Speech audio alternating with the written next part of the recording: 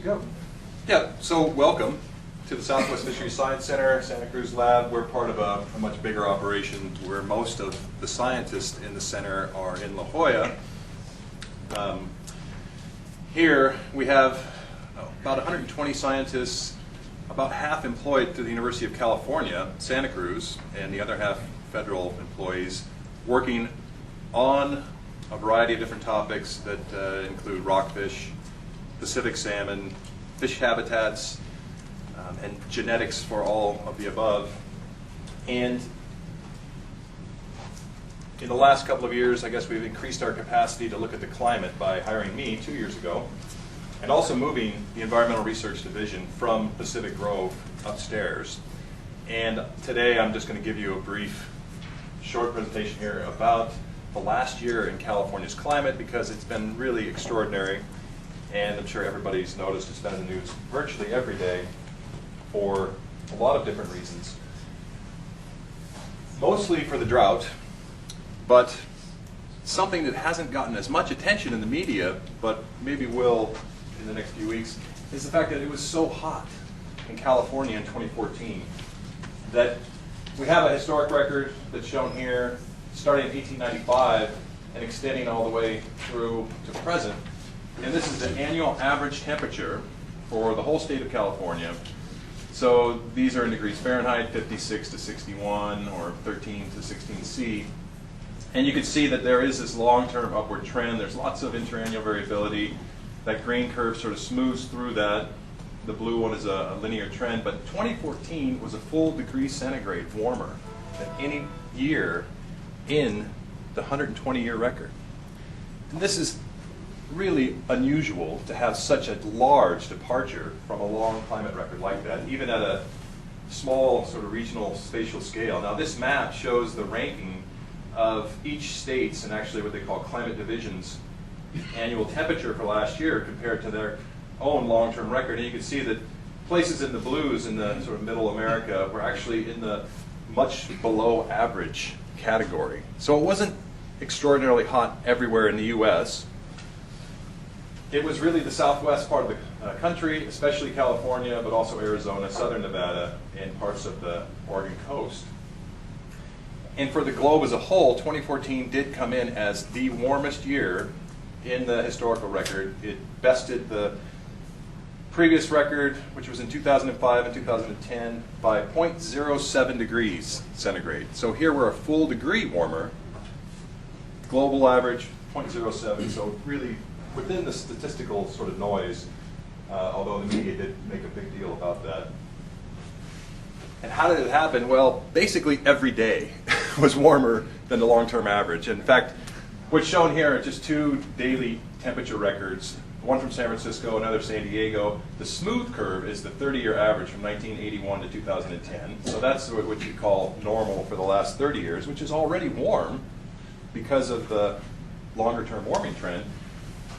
The actual temperatures are indicated with the wiggly line, and you can see they fill in red when it's warmer than average and blue where it's colder than average. Well, there are about 4 days where it was barely colder than the 30-year mean. And that's true also in San Diego. They did have a couple of what you might call cold days. Had average temperatures around 50 degrees right around New Year's. And this doesn't show that last January was also actually very warm. And if you smooth that out and you just look at sort of the 30-day running average, you just see that every month of the last year, much warmer than the long-term means.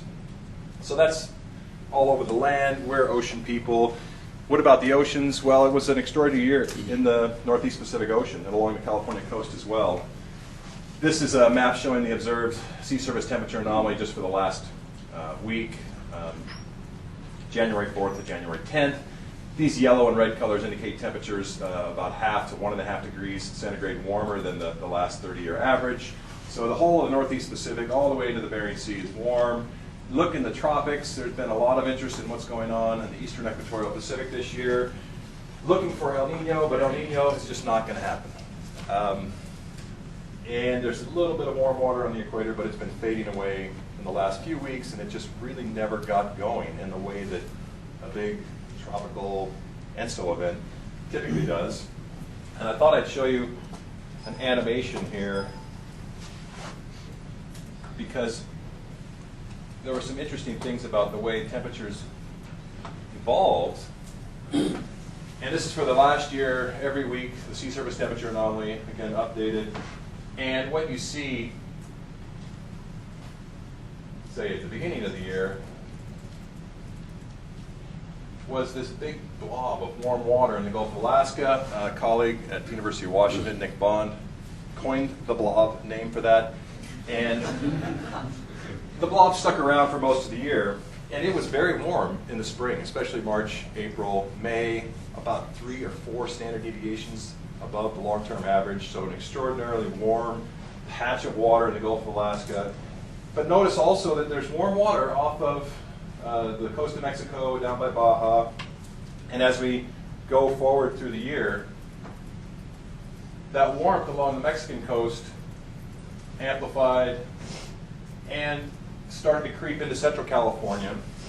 And by the time you got to late June, and especially into July, that warm water really did extend into Central California all the way up to about the Golden Gate.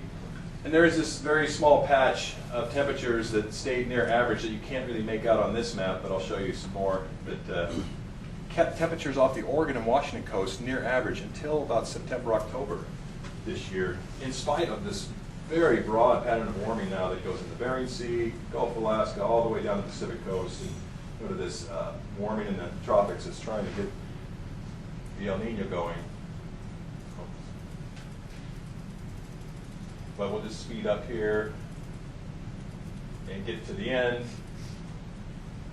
And now we're in a situation where most of the warming is in the Northeast Pacific. It's cool across much of the interior part of the North Pacific. This is the PDO pattern of warm temperatures. So it's morphed from the blob to something like a warm period of the PDO in a very big way. And if you go back again a year, that blob is really the dominant feature, but not anymore.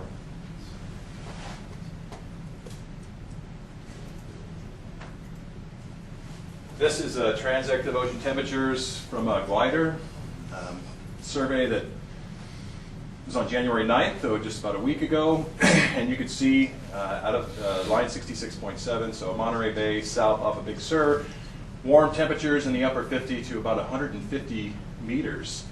I haven't tried to subtract off the climatology here to see what the anomalies are, but this is a pretty warm layer extending to depths all the way down through the mixed layer. And this has stuck around again since about late summer.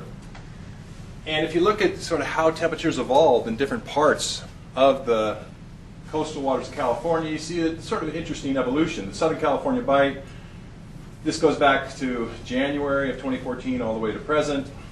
These are in terms of degrees C anomalies, so 1, 2, 3, 4. By May, temperatures were 2 to almost 4 degrees C above average, all the way until we got into December, and now in the last few weeks it's come down to about 1.5 degrees, 2 degrees. For Monterey Bay, temperatures were near the climatological mean until about middle of July. Had this big jump during a period where the winds quit blowing, basically, off the coast here. And we actually had southerly winds. And all that warm water that was hanging around Southern California and off the Southern California Bight surged northward and inshore. And it's been warm off the coast here since, about 2 to 3 degrees centigrade. Right now we're a little more than 2 degrees C warm. Near Cape Mendocino, if you see this map, this is from just a couple of days ago, showing the sort of white spot where temperatures are about average off Cape Mendocino now. It warmed up really later in the year, towards November, when it sort of got to this 2 to 3 degrees C warm patch, and it was sustained. So why did all this happen? Well, it happened because the atmosphere has been really sticky this last year. And when I say sticky, it's gotten in these persistent states where weather patterns have just set up and stuck around for 2, 3, 4 months at a time. This was a big deal for our drought. This is October 2013 to January 2014 sea level pressure anomalies in the atmosphere. That big red spot indicates a high pressure ridge that got set up in the fall of 2013. And this actually happened January, February, March of 2013 as well, when the rain quit in 2013. But it came back last fall and really stuck around. this meant there was virtually no weather over the Gulf of Alaska, and meant that the ocean did not give up the heat that it usually does in the fall and winter season. It just held on to a lot of heat, and that created the blob. You get into the spring, and the pattern wasn't that exceptional, so I don't show it here. June, July, August, last summer, there's a small region of high pressure off the Washington-Oregon coast, lower pressure off of the southwest, kind of between Hawaii and the Pacific coast, and a little bit of high pressure over Baja. What this funny pattern did is it sustained north winds off of Washington and Oregon for the summer period, and it kept it cold there. So there was this cool patch off of Washington and Oregon.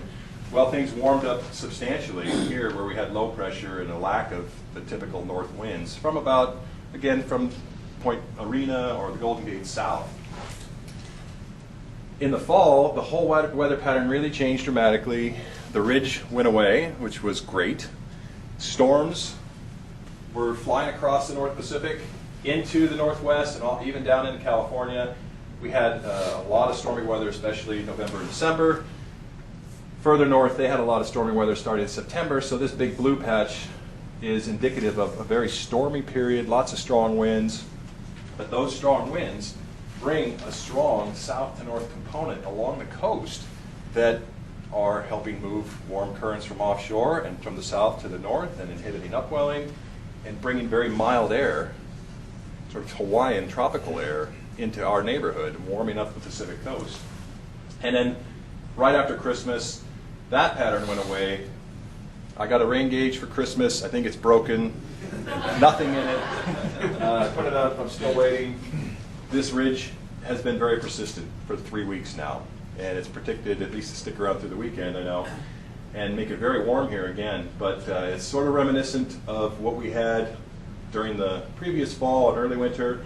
Hopefully it's not going to stick around, but if it does, we don't get rain and we don't get any storms along the Pacific coast here that are needed to extract heat out of the ocean and cool it off during this time of year. And I just finished with a couple of pictures from a survey that we ran last June and July, go from about the Oregon border down to Santa Cruz with a small mesh surface trawl looking for juvenile salmon. And last summer's survey was especially notable for catching lots of jellyfish, lots of mola mola, and especially very few and no salmon south of the Golden Gate, which hopefully just meant they were deeper or further offshore or further north, but we'll find out in a couple of years when they're mature.